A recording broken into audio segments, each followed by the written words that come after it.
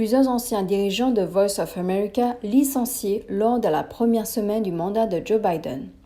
Joe Biden a entamé, dès le premier jour de son entrée en fonction, un important remaniement de la répartition des responsables au sein des médias après que l'ancien PDG de l'Agence mondiale des médias, Michael Pike, ait été relevé de ses fonctions et que deux autres responsables de Voice of America ont été priés de partir.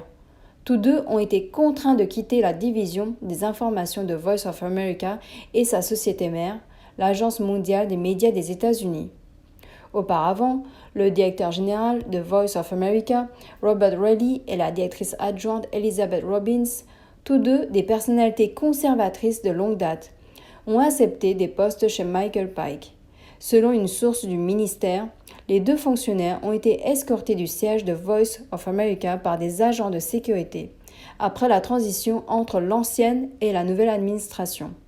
Le premier jour du mandat de Joe Biden, M. Pike, l'ancien PDG de l'Agence mondiale des médias de l'administration de Donald Trump, a été prié de partir, et Kao Chao, directrice de l'information de Voice of America, est devenue la présidente directrice intérimaire de la GMA, supervisant l'ensemble du personnel de Voice of America ainsi d'autres médias.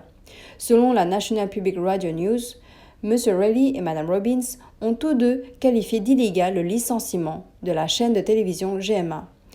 Mme Robbins le qualifiant de politiquement motivé. En décembre dernier, les deux hommes avaient signé un contrat de 2 ans avec l'Agence mondiale des médias qui stipulait qu'ils ne pouvaient pas être licenciés sauf pour des raisons pénales.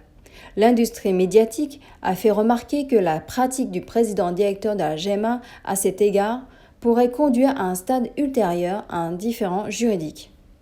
Pour avoir posé des questions trop pointues à Mike Pompeo, secrétaire d'État de l'époque, M. Reilly a été remplacé par la journaliste de la Voice of America, Yolanda Lopez, après que cette dernière ait été débarrassée de toute surveillance éditoriale du centre d'information anglais de la Voice of America.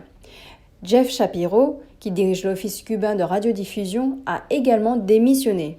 Selon 5 sources de la National Public Radio ayant connaissance du sujet, l'administration Biden a également l'intention de reconduire les responsables de Radio Free AZ, de Radio Free Europe et du réseau du Moyen-Orient. Ces émetteurs d'émissions sont des sociétés à but non lucratif financées par le gouvernement américain.